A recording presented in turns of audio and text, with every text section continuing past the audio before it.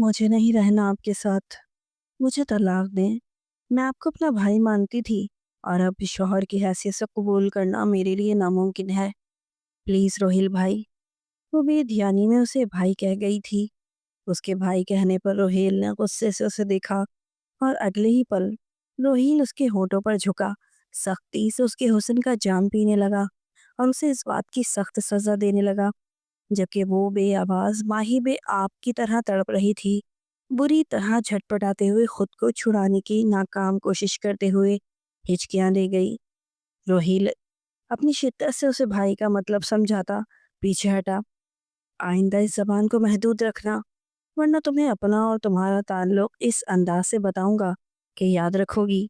9 माह बाद अपना बच्चा तुम्हारी कोख से पैदा करते हुए तुम्हें अच्छी तरह समझा भी दूंगा कि मैं तुम्हारा क्या लगता हूँ। इसलिए जबान को लगाम दो। 9 माह, वो भी तुम जैसे घटिया इंसान के साथ। वो हंसती। यहाँ 9 दिन किसने देखे हैं? आप 9 माह की बात कर रहे हैं। मैं 9 घंटे ना रुकूं। लूशा को अपने होठों को रगड़कर उसका दिया हुआ लम्स मिटाते देखकर वो अंगारों में जला था और अगले ही पल फिर से उस पर झुका।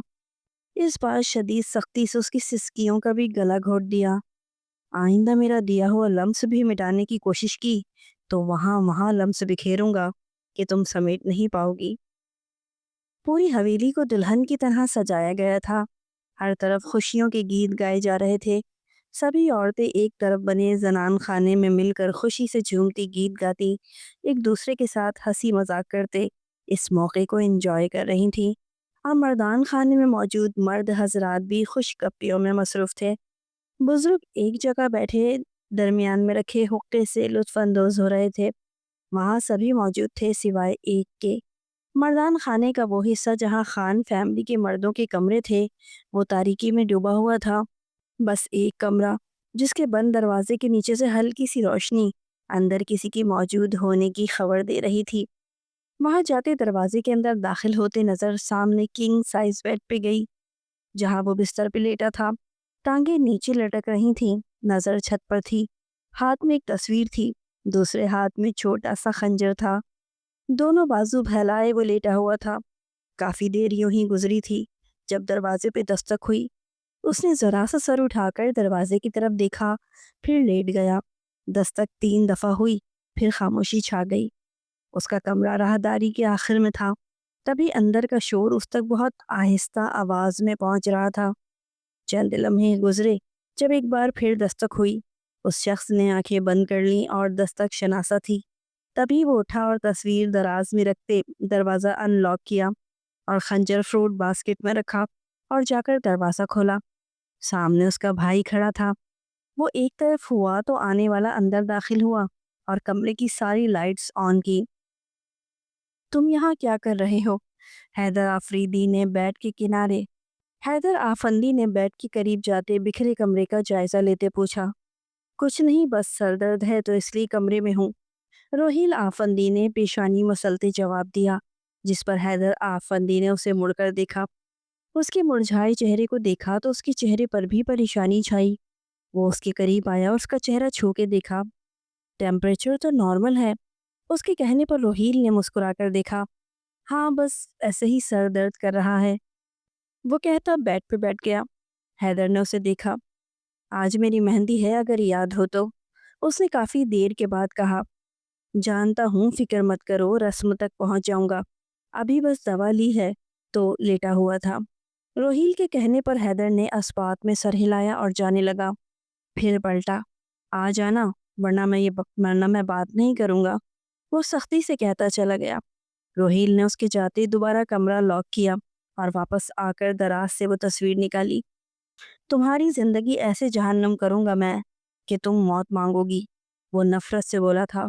उसका चेहरा सपाट था, आंखें सुर्ख और हाथ की रगें वाजे हो रही थीं। फिर उसने वो तस्वीर वापस रख दी और अपने कपड़े निकालता फ्रेश होने गया। कुछ देर तक वो तैयार होकर पीछे की तरफ से बने लॉन में पहुंच चुका था। हैदर उसे देखकर स्टेज से उतरता उसके पास आया और उसे गले लगाया। मुझे पता था मेरा भाई मेरी खुशी अधूरी नहीं करेगा। उसने रोहील का चेहरा चूमा। सबने हंसी दबाई थी, जिसे महसूस करते रोहील आफंदी ने घूर के हैदर आफंदी को देखा। کتنی دفعہ کہا ہے یہ بدتمیزی مت کیا کرو۔ وہ غصے سے بولا، مگر آواز بہت دھیمی تھی۔ سوائے حیدر آفندی کے کسی نے نہ سنی۔ حیدر آفندی ہنس دیا۔ تو مجھ سے چھوٹا ہے اور ہمیشہ چھوٹا ہی رہے گا، پھر چاہے تیرا قد مجھ سے اونچا ہی کیوں نہ ہو جائے۔ وہ اس کے گال کھینچتا بولا اور اسے لیے اسٹیج پہ جا کے بیٹھا۔ مہندی تیری ہے، روہیل آفندی نے اسے یاد کروایا۔ جانتا ہوں، اس لیے چاہتا ہوں رسم کا آغاز میرا لاڈلا بھائی کرے، حیدر آفندی نے محبت سے کہا۔ روہیل مسکرا دیا۔ اس نے خود سب سے پہلے حیدر کو مہندی لگائی تھی۔ یوں رسم کا آغاز ہوا۔ سبھی خوشی سے رسم کر رہے تھے۔ آفندی حویلی کے سبھی افراد خوشی سے فنکشن میں موجود تھے۔ ہر چہرہ کھلا ہوا تھا سوائے روہیل آفندی کے، جس کی نظریں ایک طرف تھیں جہاں اندھیرا تھا۔ وہ بس وہیں دیکھ رہا تھا، جبکہ ذہن تو بہت دور تھا۔ حیدر آفندی نے کزن کو کہہ کر اسے پاس بلایا اور ساتھ بٹھایا اور اس کے گرد حصار بنایا۔ اس کا چہرہ دمک رہا تھا۔ روہیل نے اس کے چہرے کی خوشی دیکھ کر نظر پھیر لی۔ مجھے معاف کر دینا حیدر، اس نے دکھے دل سے دل ہی دل میں کہا تھا۔ مہندی کا فنکشن ختم ہوا۔ سبھی اپنے اپنے کمروں میں جاتے آرام کرنے لگے۔ سبھی سو گئے سوائے روہیل آفندی کے، جو اپنے کمرے کی کھڑکی میں کھڑا تھا، ہاتھ میں سگریٹ پکڑے وہ ضبط کے مراحل طے کر رہا تھا۔ رات گزرتی جاتی اس کی بے چینی میں اضافہ کرتی جا رہی تھی۔ بار بار اس کے ذہن میں حیدر کا خوشی سے چمکتا ہوا چہرہ آ رہا تھا۔ کل رات تک اس کی خوشی ماند پڑ جانی تھی یا شاید ختم ہی ہو جاتی۔ وہ یہ سوچتا تڑپ رہا تھا، مگر وہ خود بھی مجبور تھا۔ اسی مجبوری میں روہیل کے دل و دماغ الگ جنگ میں تھے۔ رات گزر گئی۔ صبح کا روشن سورج چمکتا روشنی ختم کرتا جا رہا تھا۔ دور مسجد میں فجر کی اذان ہونے لگی۔ سبھی حویلی والے اٹھ چکے تھے۔ آج حیدر کی بارات تھی تو سبھی اس کی تیاری کرنے لگے۔ دادا ابا نے سب کو سختی سے کہا تھا کہ وقت پر پہنچنا ہے، جو وقت پر تیار نہ ہوا اسے یہیں چھوڑ جائیں گے۔ تبھی وہ سب تیزی سے تیاری کر رہے تھے۔ روہیل اپنے کمرے سے 11 بجے بالکل تیار ہو کے نکلا تھا۔ وہ سیدھا حیدر کے کمرے میں گیا۔ وہ بھی تیار بیٹھا تھا۔ روہیل نے جا کر اسے گلے لگایا اور بغیر کچھ کہے باہر نکلتا گیٹ عبور کر گیا۔ کچھ دیر تک بارات بھی نکل گئی۔ جب روہیل نے بار بار فون کرنے کے باوجود کال نہ اٹھائی تو دادا نے حیرت سے حیدر کو جھوٹ کہا کہ وہ دوسری گاڑی سے نکل چکا ہے، اسے راستے میں کچھ کام تھا۔ حیدر کو اس بات پر شدید دکھ ہوا تھا، مگر وہ دادا کی بات رد نہیں کر سکتا تھا۔ تبھی بارات کے لیے روانہ ہوا۔ وہ اکیلا تھا دولہا کی کار میں، باقی سبھی اس کے پیچھے تھے۔ حیدر اپنے دھیان میں تھا، تبھی اس نے گاڑی کی اوور اسپیڈ پر دھیان نہیں دیا، نہ ہی غلط راستے کی طرف مڑتے دیکھا۔ کچھ دیر بعد گاڑی ایک جھٹکے سے رکی تو حیدر آفندی اپنی سوچوں سے نکلا۔ کیا ہوا؟ اس کے پوچھنے پر بغیر جواب دیے ڈرائیور باہر نکلا اور اس کی طرف آتا دروازہ کھولا۔ حیدر نہ سمجھی سے اسے دیکھتا رہا اور باہر نکلا۔ کیا ہو رہا ہے یہ کس جگہ لے آئے ہو مجھے؟ اس نے آس پاس جنگل دیکھ کر پوچھا۔ آپ اگر بغیر کسی بحث کے میرے ساتھ چلیں گے تو آپ کے لیے بہتر رہے گا۔ ڈرائیور کے کہنے پر حیدر نے حیرت سے اسے دیکھا۔ حیدر کو کچھ کہنے کے لیے لب کھولتے دیکھ کر ڈرائیور نے بغیر اسے سمجھنے کا موقع دیے اس کے بازوؤں کو پکڑتے مروڑ دیا اور اس کے منہ پر رومال رکھا۔ حیدر ہوش گوا گیا۔ ڈرائیور نے اسے گھسیٹتے واپس گاڑی میں ڈالا اور گاڑی لاک کر دی۔ بارات پہنچ چکی تھی مگر دولہا غائب تھا۔ نہ ڈرائیور کا نمبر لگ رہا تھا اور نہ ہی حیدر کا۔ سبھی پریشان تھے۔ ایسا کیسے ہو سکتا تھا؟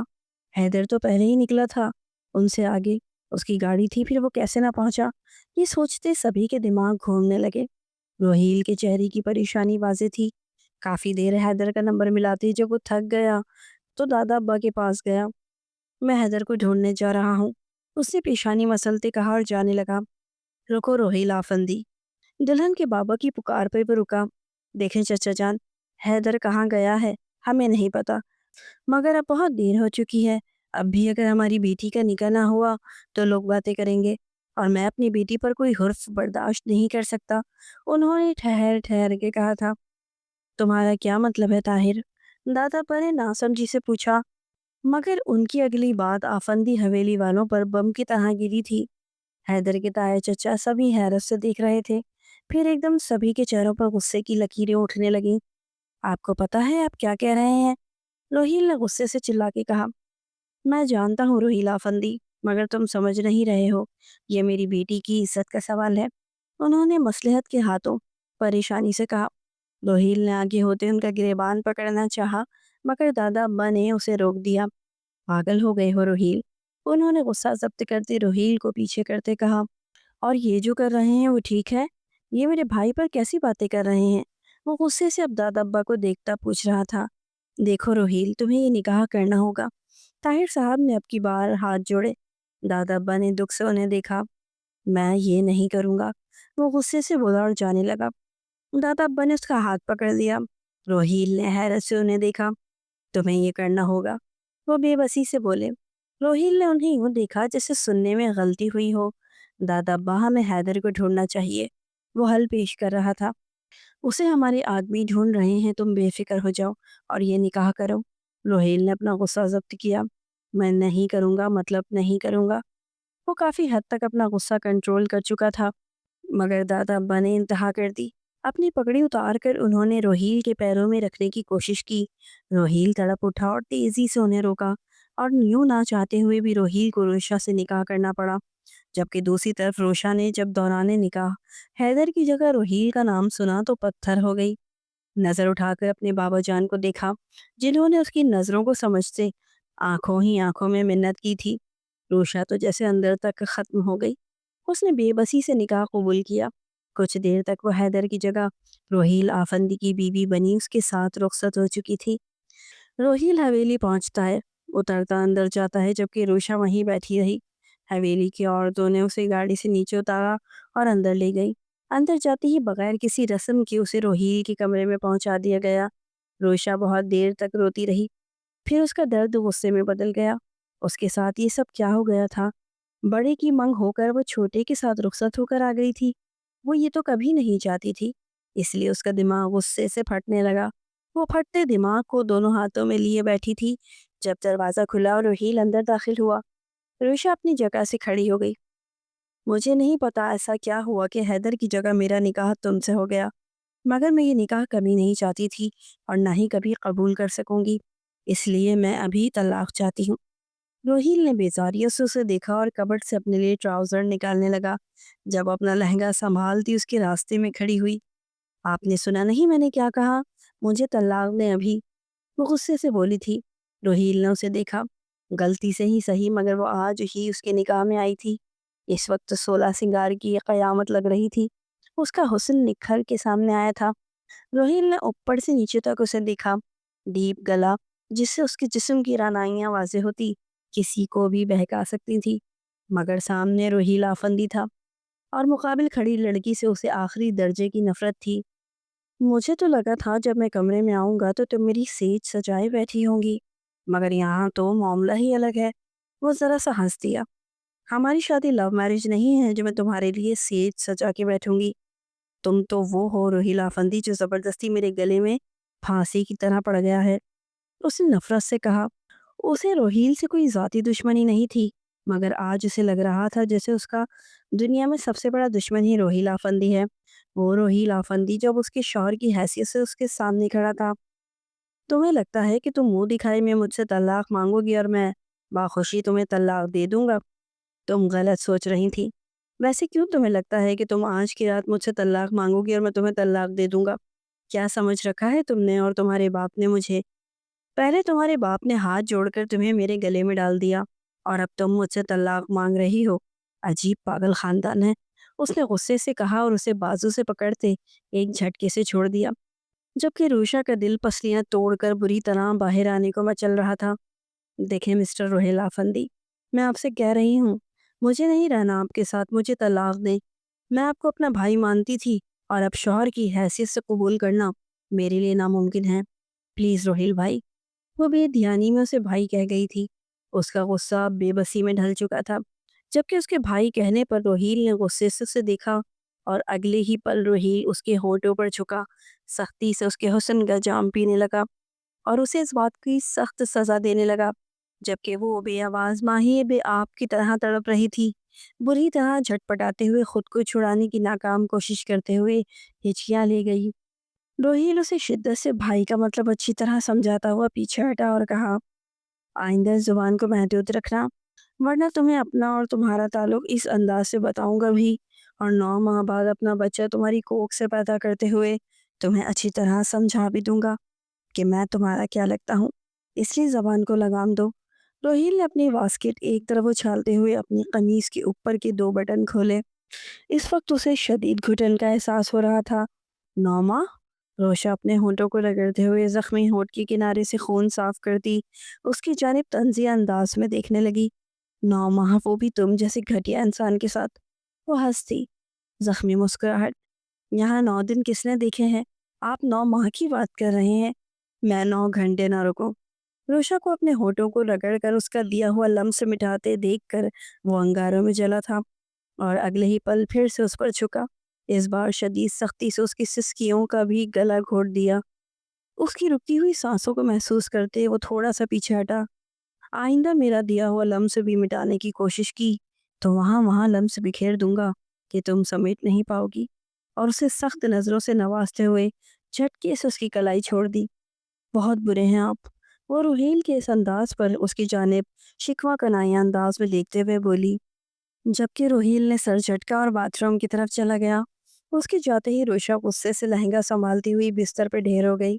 اسے اپنے ہونٹوں پر شدید جلن محسوس ہو رہی تھی۔ ابھی تک یقین نہیں کر پا رہی تھی کہ روہیل نے اسے اتنی بے دردی سے اپنا نشانہ بنایا۔ وہ تو جب بھی سامنے آتا تھا بہت شائستہ طریقے سے بات کرتا تھا، نرم لہجہ استعمال کرتا تھا، بلکہ زندگی میں کبھی روہیل نے اس سے اونچی آواز میں بات تک نہیں کی تھی۔ اور آج جب وہ ایک حادثے کی وجہ سے اس کی زندگی میں داخل ہو گئی تھی تو وہ اسے اپنی شریفانہ طبیعت بھول کر بے باکی پر اتر آیا تھا۔ لیکن روشا بھی سوچ چکی تھی کہ اسے کیا کرنا ہے۔ جھٹ سے اٹھتی ہوئی وہ ڈریسنگ روم میں بند ہو گئی۔ روہیل باہر آتے ہوئے کمرے میں اسے نہ پا کر ڈریسنگ روم کا بند دروازہ دیکھنے لگا، غصے سے گہری سانسیں بھرتے اسے دراز سے سگریٹ کی ڈبیاں نکالتے ہوئے لائٹر سے سگریٹ سلگا کر بالکنی میں چلا گیا۔ آج سب کچھ کتنی جلدی جلدی ہوا تھا، اسے تو اب تک یہ سب ایک خواب لگ رہا تھا۔ کچھ عرصے پہلے سے وہ جس لڑکی کو اپنی بھابھی مانتا رہا، آج وہ اس کی بیوی بن کر اس کے کمرے میں موجود تھی۔ یہ رشتہ اس کی دادی نے جوڑا تھا، اور اس کی وفات کے بعد بھی یہ رشتہ اس کے دادا نے جوڑے رکھا، کیونکہ وہ روشا سے بہت پیار کرتے تھے۔ روشا اپنے نانا ابا سے بہت محبت کرتی تھی، اس لیے وہ ان کے کہنے پر حیدر سے شادی کے لیے راضی ہوئی تھی۔ وہ کچھ عرصے پہلے ہی اپنے والدین کے ساتھ پاکستان شفٹ ہوئی تھی۔ اس سے پہلے وہ لندن میں رہتی تھی۔ اپنے نانا ابا کی بہت عزت اور احترام کرنے کی وجہ سے آج وہ روہیل کے نکاح میں آ چکی تھی۔ اس نے اپنے نانا ابا کے کہنے پر حیدر سے منگنی کی تھی۔ وہ حیدر سے بہت محبت کرنے لگی تھی۔ وہ دونوں بہت بار مل چکے تھے، لیکن وہ کبھی حیدر کے ساتھ آزاد نہیں ہوئی تھی۔ اس منگنی کو اس نے بہت اہمیت دی تھی کہ وہ حیدر کے بارے میں بہت زیادہ خواب سجاتی، اس کے ساتھ تصور میں بہت آگے نکل چکی تھی۔ کبھی کبھی وہ ڈر جاتی، لیکن جلد ہی حیدر کی باتوں کو سوچتے وہ الگ ہی سکون میں پہنچ جاتی۔ لیکن یہ سکون آج اس کی شادی والے دن ہی بے سکونی میں بدل گیا، کیونکہ روشا کی بارات تو آئی تھی مگر دلہا نہیں پہنچا تھا۔ سبھی کہہ رہے تھے کہ حیدر کسی اور لڑکی سے محبت کرتا تھا، اس لیے وہ گھر چھوڑ کے چلا گیا تھا۔ اندر روشا ہی سب سوچتی دوبارہ رونے لگی تھی، اور باہر کھڑا روہیلا آسمان کو تکتے آج اپنے کیے کارنامے کو سوچ رہا تھا۔ ہاتھ پکڑا سگریٹ ختم ہوا تو سگریٹ کو جوتے کے نیچے مسلتے تازہ ہوا کو اپنے اندر اتارتے وہ گرل پر ہاتھ جمائے کھڑا ہو گیا۔ ٹھنڈی ہوا کے جھونکوں سے کافی حد تک اسے پرسکون کر دیا تھا، مگر آج ایک دم اس کے سامنے روشا کی وہ تصویر آئی جس نے اس کے دل سے روشا کی عزت ختم کر دی تھی، اور ساتھ ہی اس کے دل میں یہ ڈال دیا تھا کہ وہ اس کے بھائی کے قابل نہیں۔ تبھی اس دن سے روہیل نے سوچ لیا تھا کہ وہ یہ شادی نہیں ہونے دے گا۔ اور پھر اسے اپنی پھپھو کی عزت کا خیال آیا، اور اس نے یوں پلان کیا کہ حیدر کی شادی روشا سے نہ ہو اور اس کی پھپھو کی عزت بھی رہ جائے۔ یوں وہ آج روشا سے خود شادی کر چکا تھا، اور اس کی آنکھیں سرخ ہونے لگیں۔ تم نے میرے بھائی کے جذبات سے کھیلنا چاہا روشا افندی، میں تمہاری زندگی جہنم کر دوں گا، وہ خود سے بولا، اور اس کے بعد وہ اندر گیا۔ ابھی تک روشا واپس کمرے میں نہیں آئی تھی۔ اس نے جا کر ڈریسنگ کے دروازے پہ دستک دی۔ باہر آ جاؤ روشا، اس نے سختی سے کہا۔ کچھ ہی دیر میں روشا باہر آ گئی۔ اس نے ابھی دلہن کا جوڑا اتار دیا تھا، اور اب اس نے سمپل سا جوڑا پہنا ہوا تھا۔ بال کھل چکے تھے اور جیولری بھی وہ ریموو کر چکی تھی۔ کیا مسئلہ ہے؟ وہ غصے سے بولی، لہجے میں نمی تھی۔ باہر آؤ، وہ حکمیاں بولا۔ کچھ دیر تک آتی ہوں، وہ جانے لگی جب روہیل نے اس کی کلائی پکڑتے اسے اپنے جانب کھینچا۔ وہ اس کے سینے سے ٹکرائی۔ روشا نے اسے دیکھا، اس نے چینج کر لیا تھا اور وہ کہیں سے روہیل نہیں لگ رہا تھا۔ روشا اسے سامنے دیکھ کر سوچ میں پڑ گئی کہ کوئی اس حد تک کیسے بدل سکتا ہے۔ اس کا سخت رویہ، تذلیل آمیز لہجہ اور نفرت سے بھرپور حرکتیں۔ کیونکہ روشا نے اب تک روہیل کو ایسے رویے میں نہیں دیکھا تھا، روشا خود کو چھڑوانے کی کوشش کرنے لگی، جبکہ روہیل آفندی روشا کو آج پہلی بار اتنے قریب سے دیکھ کر اپنا آپ کھو بیٹھا تھا۔ وہ سوچ رہا تھا اتنا نورانی چہرہ کیسے؟ وہ تو ایک بازاری عورت تھی، پھر وہ ایسے کیسے ہو سکتی تھی؟ وہ سوچوں میں غرق تھا جب تبھی روشا نے اسے مخاطب کیا۔ مجھے کیوں تکلیف دے رہے ہیں؟ وہ خود کو نہ چھڑوا پائی تو بولی، کیوں تم کسی اور رویے کو ایکسپیکٹ کر رہی تھی یا پھر کسی اور شخص کو؟ وہ اس کے چہرے پر انگلی پھیرتا اس کا چہرہ ٹریس کر رہا تھا۔ روہیل کے جواب پہ روشا کی آنکھیں پھٹی کی پھٹی رہ گئیں، مگر وہ ضبط کر گئی۔ مجھے چھوڑ دیں پلیز، مجھے نماز پڑھنی ہے۔ وہ رو دینے کو ہوئی تھی۔ کیا کرنا ہے؟ روہیل نے حیرت سے پوچھا۔ کیا آپ مجھے جائے نماز دے سکتے ہیں اور رخ بتا سکتے ہیں؟ میں پہلے کبھی حویلی نہیں آئی تو مجھے نماز پڑھنی ہے۔ میں نے عشاء کی نماز نہیں پڑھی اب تک، تو اس لیے پلیز بتا دیں۔ اس نے منت کی تھی کہ وہ شاید اسی بہانے اسے چھوڑ دے، جبکہ اس کی بات پر روہیل کو گہرا جھٹکا لگا تھا۔ کچھ دیر اسے دیکھنے کے بعد روہیل نے کہا، تم نماز پڑھو گی؟ ویسے یہ سب ڈرامے کس لیے کرنا چاہتی ہو؟ اگر تمہیں لگتا ہے کہ تم یہاں میرے دل میں جگہ بنا لو گی تو یہ تمہاری غلط فہمی ہے۔ وہ زہر خند لہجے میں بولتا جا رہا تھا۔ نماز میں کوئی ڈرامہ نہیں ہوتا روہیل صاحب، وہ بس اتنا ہی کہہ پائی تھی، اور اس کا اتنا کہنا تھا کہ روہیل نے اسے چھوڑا اور زوردار تھپڑ روشا کے منہ پہ مار دیا۔ روشا دور جا گری، گال پہ ہاتھ رکھے بے یقینی سے اپنی ہونے والی تذلیل کو برداشت کر رہی تھی، پر وہ چپ تھی۔ اسے یقین نہیں آ رہا تھا کہ اس کے شوہر نے اس پر ہاتھ اٹھایا ہے۔ نکل جاؤ میری نظروں سے دور، ورنہ آج ہی میرے ہاتھ سے تمہارا قتل نہ ہو جائے۔ وہ غصے سے دھاڑتا روشا کی جان لینے کے در پہ تھا۔ روشا ضبط برداشت کرتی ہوئی بولی تھی، میرا قصور بتا سکتے ہیں آپ مجھے؟ کیوں میرے ساتھ یہ رویہ رکھ رہے ہیں؟ اتنا بڑا گناہ تو نہیں ہو گیا میرے بابا سے کہ ان کے ہاتھ جوڑنے پر آپ مجھ پر ہاتھ اٹھا رہے ہیں؟ روشا کا اتنا کہنا تھا کہ روہیل غصے سے پاگل ہوا اور اس کی طرف لپکا اور ایک اور تھپڑ اس کے ملائم گال پہ جڑ دیا۔ روشا کے گالوں پر روہیل کی انگلیوں کے نشان چھپ گئے۔ بے شرم، اب تمہارا قصور بھی تمہیں میں بتاؤں؟ وہ اس کا چہرہ دبوچتے پوچھ رہا تھا۔ اس کے غصے سے روشا کانپنے لگی تھی۔ آج تک اس کے ماں باپ نے بھی کبھی اس پر ہاتھ نہیں اٹھایا تھا، اور آج شادی کی پہلی رات ہی روہیل نے اسے اپنے مردانہ ہاتھ سے 2 دفعہ مارا تھا۔ وہ سہمی ہوئی کھڑی رو رہی تھی۔ ساری بہادری، غصہ، سب کچھ اس وقت درد کی شدت سے بھول گیا جو روہیل نے اس کے گال پہ دیا تھا۔ وہ رونے لگی اور روہیل نکلتا باہر چلا گیا، اور روشا روتے ہوئے سوچنے لگی کہ اس سے ایسا کیا گناہ سرزد ہوا ہے جس کی اسے سزا ملی ہے۔ کافی دیر رونے کے بعد وہ سو گئی، اور روہیل واپس آیا تو اسے سوتا دیکھ غصے سے اس کے قریب گیا اور اسے ایک جھٹکے سے کھڑا کر گیا، جس سے وہ ڈر گئی۔ تیار ہو جاؤ، نیچے جانا ہے ہمیں، صبح ناشتے کا وقت ہے، روہیل نے سختی سے کہا۔ جب وہ واپس آ رہا تھا تو دادا ابا نے اسے دیکھتے روشا کو ناشتے کے لیے لانے کا کہا تھا۔ روشا بغیر کچھ کہے فریش ہونے گئی۔ اس کے بعد وہ ناشتے کے لیے نیچے گئے۔ حیدر اسپتال میں تھا۔ اسے ابھی تک روہیل اور روشا کے نکاح کا نہیں پتا تھا۔ اسے اسپتال میں بھی روہیل نے زبردستی رکھا تھا تاکہ وہ کچھ دن پرسکون رہے۔ ناشتے کے بعد روشا اپنے کمرے میں آ گئی اور روہیل حیدر سے ملنے گیا۔ مجھے معاف کر دینا حیدر، وہ دکھ سے بولا۔ حیدر بے یقینی سے اسے دیکھ رہا تھا۔ تم نے روشا سے نکاح کر لیا؟ وہ بے یقینی سے پوچھ رہا تھا۔ اس وقت کوئی راستہ نہیں تھا، روہیل نے نم آنکھوں سے اسے دیکھتے ہوئے کہا۔ میرا اغوا ہوا تھا، حیدر نے وضاحت دی۔ روشا کی عزت کا سوال تھا۔ اس کی بات پر حیدر نے سختی سے آنکھیں بند کی۔ میں یورپ جا رہا ہوں، ابھی یہیں سے، حیدر نے سختی سے فیصلہ کیا۔ مگر حیدر، اگر مگر کچھ نہیں روہیل، مجھے سکون چاہیے پلیز۔ روہیل خاموش ہو گیا۔ حیدر کو روہیل نے ایئرپورٹ چھوڑا اور اسے غصے سے برا حال ہوا تو وہ تیز ڈرائیونگ کرتے حویلی پہنچا تھا۔ روشا آئینے کے سامنے کھڑی بال بنا رہی تھی۔ روہیل وہیں بیڈ پہ نیم دراز ہو گیا۔ جب روہیل کی نظر اس پر گئی، وہ اس کے حسین سراپے میں گم ہونے لگا تھا۔ گردن کی پچھلی طرف بنے اس دل نے تو جیسے اسے اپنی طرف شدت سے بلایا تھا۔ وہ اٹھ کے اس کے پیچھے کھڑا ہوا اور ہاتھ اس کے پیٹ پر باندھے اس کے دل پہ جھکا۔ روشا تڑپ گئی اور ساتھ ہی اسے دھکا دیا جس سے وہ دور ہوا۔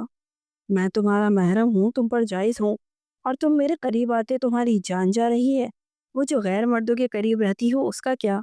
وہ غصے سے بولا۔ تم نے مجھے دور کیا خود سے، میں تم پر حق رکھتا ہوں، مگر انہیں کیوں نہ کیا جن کے ساتھ تم راتیں تک گزار چکی ہو۔ یہ بات سن کر روشا کا دماغ بھگ سے اڑ گیا۔ وہ اپنی جگہ سے پلٹی تھی اور روہیل کی طرف منہ کیے اس کے قریب آ گئی۔ کیا کہا آپ نے؟ وہ صدمے سے پوچھ رہی تھی۔ روہیل کو روشا کا انداز حیران کر گیا۔ وہ یوں تھی جیسے یہ بات پہلی دفعہ سنی ہو، جبکہ روہیل کو سب نوید نے بتایا تھا کہ روشا جب لندن میں تھی تب اس کے بہت کلوز ہو چکی تھی اور وہ بھی کئی بار اس کے ساتھ رات گزار چکا تھا۔ جس کے بعد ہی روہیل نے دادا ابا کو روشا اور حیدر کا رشتہ ختم کرنے کا بولا۔ نوید نے اسے ایک پک بھی دی تھی، برہنہ حالت میں نوید کے سینے پہ سر رکھے لیٹی ہوئی روشا۔ نوید اور وہ ایک بستر پہ تھے۔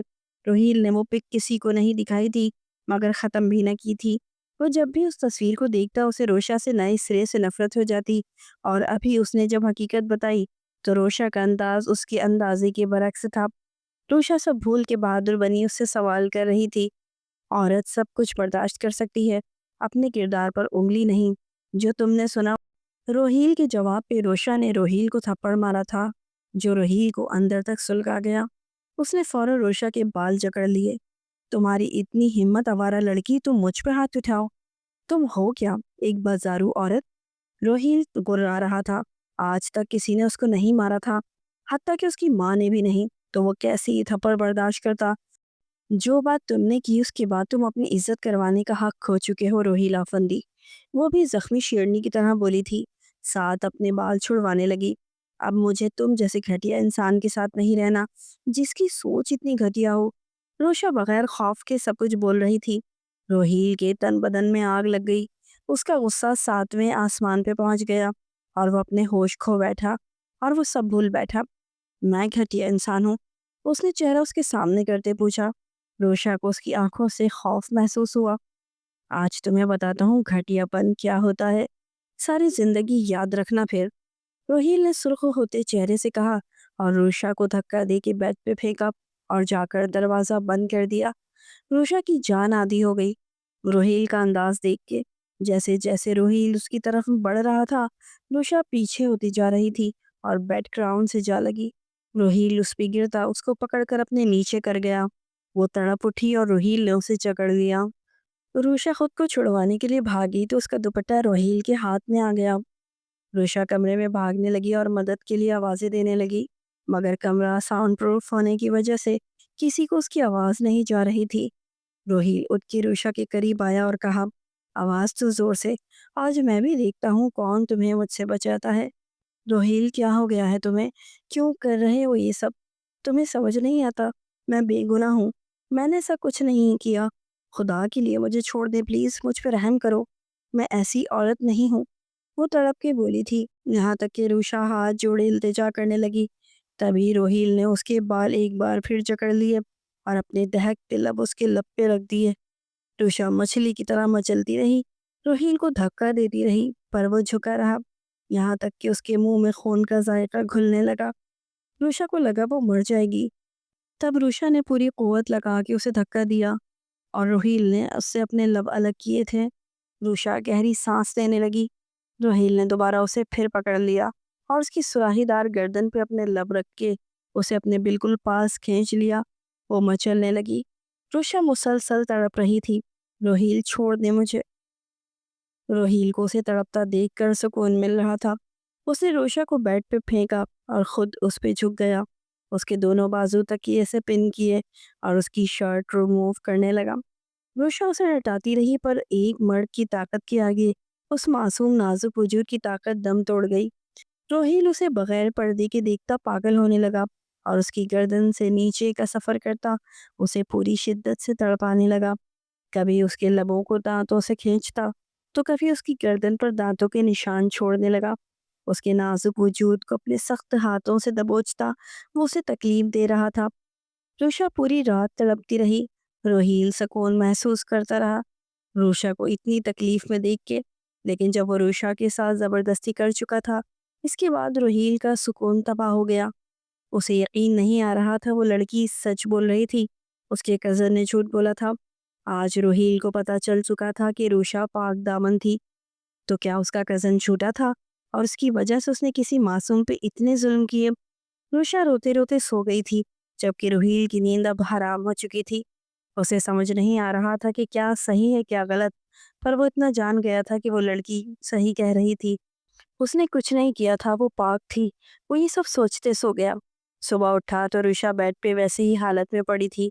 روہیل نے اٹھ کے اسے جھنجھوڑا، اٹھو، لیکن روشا کی طرف سے کوئی رسپانس نہیں ہوا۔ تو روہیل نے پریشانی سے اس کی پیشانی پہ ہاتھ رکھا۔ وہ بخار میں تپ رہی تھی۔ وہ گھبرا گیا۔ اس نے جلدی سے ڈاکٹر کو بلایا۔ ڈاکٹر اسے انجیکشن اور دوائیں دے کے چلا گیا۔ پوری حویلی اس کی کمرے میں جمع ہو چکی تھی۔ روہیل ایک طرف بیٹھا اس کے ہاتھ کو اپنے ہاتھوں میں لیے ہوئے تھا جبکہ دوسری طرف اس کی ماں بیٹھی تھی۔ اچانک اس کی ماں کی نظر کمبل کے ہٹتے روشا کی گردن پر گئی۔ انہوں نے حیرت سے پہلے روشا کی گردن پھر روہیل کو دیکھا۔ وہ سارا معاملہ سمجھ گئی۔ آپ سب جا کر ناشتہ کریں، میں ہوں روشا کے پاس، انہوں نے تحمل سے کہا۔ وہ سب چلے گئے۔ ان کے جاتے ہی انہوں نے روہیل کو دیکھا۔ دکھا لی مردانگی۔ روہیل نے چونک کے ماں کو دیکھا۔ پتہ ہے روہیل، مجھے آج خود سے نفرت محسوس ہو رہی ہے کہ تم میرے بیٹے ہو، وہ نفرت سے بولی۔ روہیل کا سر جھک گیا۔ اماں جی میں یہ سب نہیں چاہتا تھا مگر اسے سمجھ نہیں آ رہا تھا وہ کیا کہے۔ مجھے سچ بتاؤ روہیل، سب کچھ سچ سچ۔ ان کے کہنے پر اس نے گہرا سانس لیا۔ مجھے نوید نے کہا تھا کہ روشا اس کے ساتھ فزیکل ہوتی رہی ہے۔ اس نے پروف بھی دکھائے تھے اماں۔ میں کبھی ایک غلط عورت کو اپنے بھائی کے جذبات سے کھیلتا نہیں دیکھ سکتا تھا، اس لیے میں نے حیدر کو اغوا کیا اور خود روشا سے نکاح کر لیا۔ وہ بولتا جا رہا تھا اور اس کی ماں منہ پر ہاتھ رکھے سنتی۔ وہ دونوں نہیں جانتے تھے کہ دروازے کے اس پار کھڑا حیدر ساری باتیں سنتا زلزلوں کی زد میں تھا۔ پھر وہ ایک جھٹکے سے اندر داخل ہوا اور آتے ہی روہیل کو کھڑا کرتے اس کے منہ پہ تھپڑ مارنے لگا۔ روہیل خاموش کھڑا مار کھاتا رہا۔ وہ غلط تھا، اس لیے اسے سزا ملنی چاہیے تھی۔ حیدر کے آنے پہ وہ حیران نہیں ہوا تھا کیونکہ یہ بات اسے کل رات ہی پتہ چل چکی تھی کہ حیدر کی فلائٹ کینسل ہو چکی ہے اور وہ اپنے فلائٹ پر گیا ہے۔ حویلی نہیں آنا چاہتا تھا کیونکہ اس میں روہیل اور روشا کو ساتھ دیکھنے کی ہمت نہیں تھی۔ تم جیسا گھٹیا شخص میں نے نہیں دیکھا، حیدر نے اسے دھکا دیتے کہا۔ تم روشا کے قابل نہیں ہو روہیل، اس لیے تم اسے طلاق دو گے۔ ماں کی بات پر وہ سر جھکا گیا۔ اس کے پاس بولنے کو کچھ نہیں بچا تھا۔ حیدر بھی چلا گیا۔ روشا کے ہوش میں آتے ہی روہیل کی ماں نے اس سے ہاتھ جوڑ کے معافی مانگی اور اسے واپس بھیج دیا۔ دن گزرنے لگے۔ روہیل کا سکون تباہ ہو چکا تھا۔ کمرے میں آتا تو روشا کی چیخیں سنائی دیتی۔ نوید فرار ہو چکا تھا، وہ کہیں نہ ملا۔ 1 مہینے بعد ایک ایکسیڈنٹ میں نوید کی وفات ہو گئی۔ روہیل نے اسے دیکھنا بھی گوارا نہ کیا۔ وہ ایک دفعہ بھی روشا کو لینے نہ گیا تھا اور نہ ہی اس نے کسی سے روشا کی واپسی کی بات کی۔ دوسری طرف روشا بالکل خاموش ہو چکی تھی۔ ہر رات اسے لگتا جیسے روہیل اس کے ساتھ زبردستی کر رہا ہے۔ وہ بیمار رہنے لگی۔ بہت مشکلوں سے طاہر صاحب نے اسے ڈاکٹر کے پاس لے جانے پر راضی کیا تھا، مگر جو خبر ڈاکٹر نے اسے دی وہ روشا کو تڑپا گئی تھی۔ وہ بہت روئی تھی۔ طاہر صاحب خود پریشان ہو گئے تھے۔ وہ اسے لیے گھر پہنچے تو روشا نے روتے ہوئے ان سے کہا، مجھے یہ بچہ نہیں چاہیے بابا، یہ روہیل کا بچہ ہے، مجھے اس شخص کی کوئی نشانی نہیں رکھنی۔ وہ تڑپ رہی تھی۔ سبھی لوگ شاپ میں چلے گئے۔ وہ ایک ماں ہو کر کیسی باتیں کر رہی تھی۔ اسے آرام کرنے کا کہہ کر دوا دے کر سلا دیا گیا۔ طاہر صاحب نے حویلی دادا ابا کو کال کر کے سب بتا دیا۔ وہ بھی حیرت میں تھے۔ انہوں نے روہیل کو بلایا۔ وہ اس کے کمرے میں پہنچا۔ وہاں صرف دادا ابا، روہیل کے والد اور والدہ تھی۔ وہ بھی ایک طرف جاتا بیٹھ گیا۔ روشا تم سے طلاق لینا چاہتی ہے۔ روہیل نے سختی سے آنکھیں بند کی۔ وہ ماں بننے والی ہے جو کہ ایسی حالت میں طلاق نہیں ہوتی، اس لیے وہ اپنا بچہ ضائع کرنا چاہتی ہے۔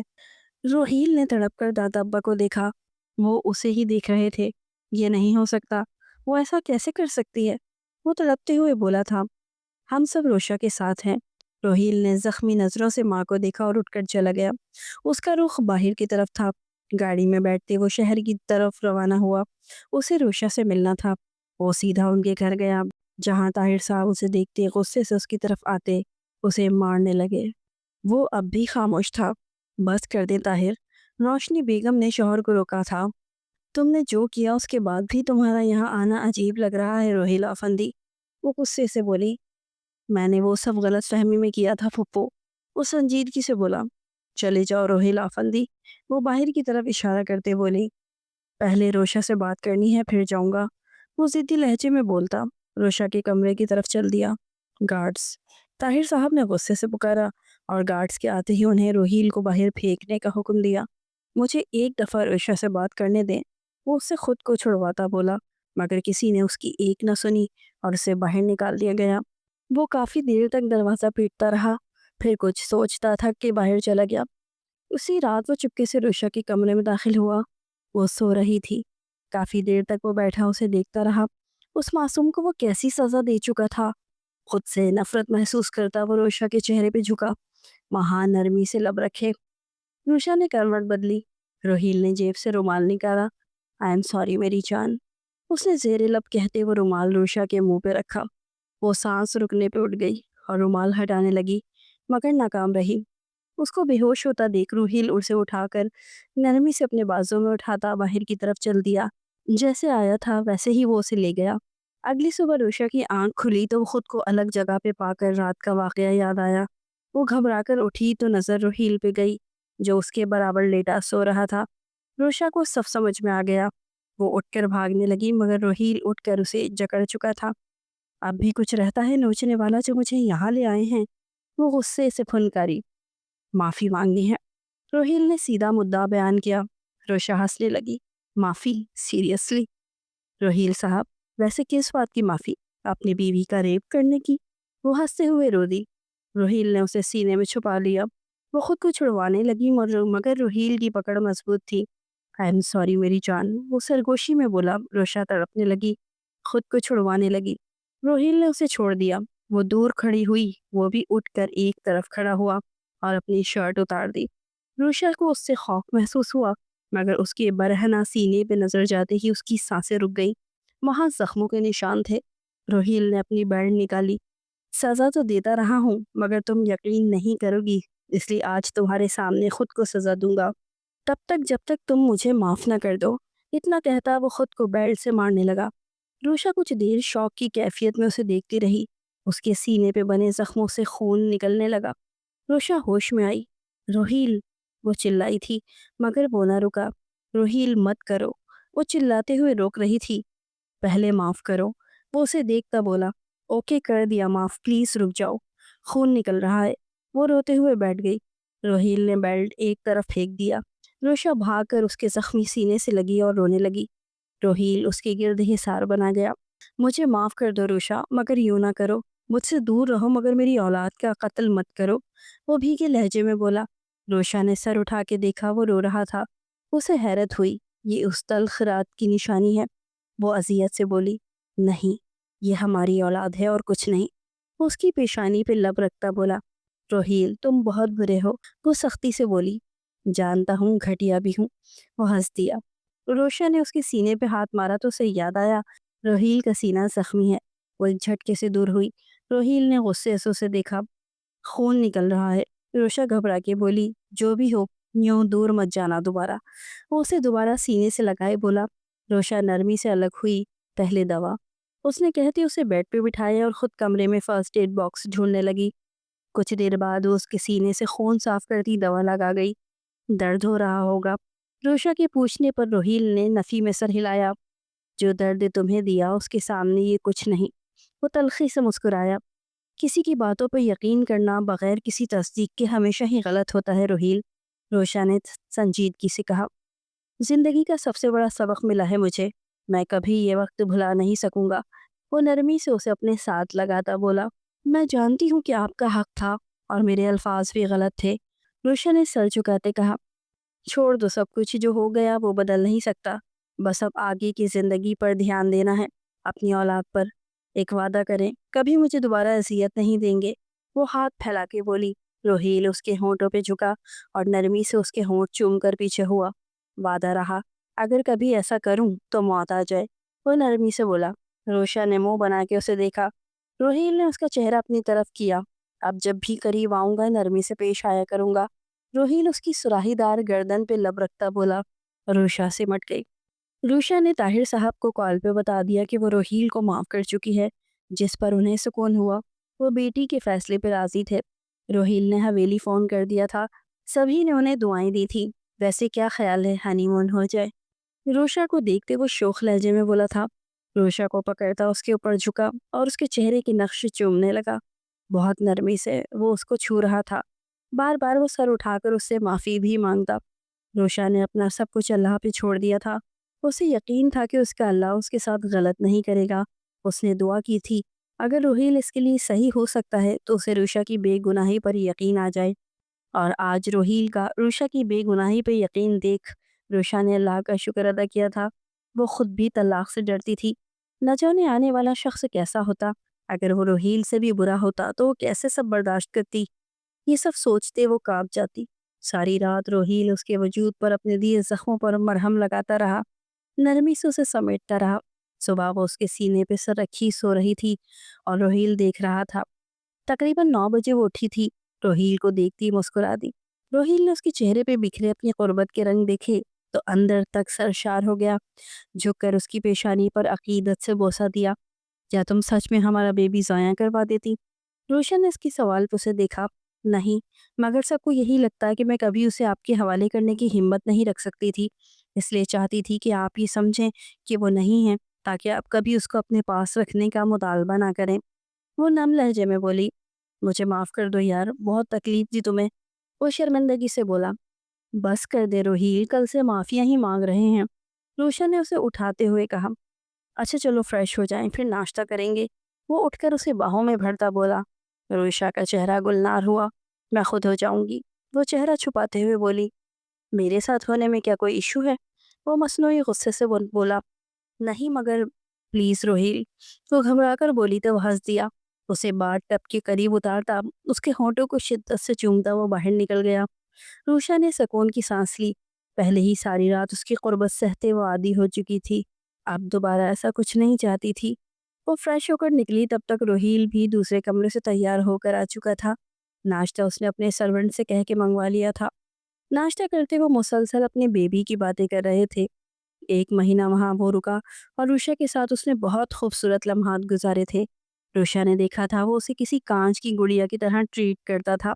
हवेली वालों ने उनका पुरजोर इस्तकबाल किया था, जिस पर वो बहुत खुश हुई। ये उनकी नई जिंदगी की शुरुआत हो गई थी। वो दोनों एक दूसरे के साथ मुतमईन थे।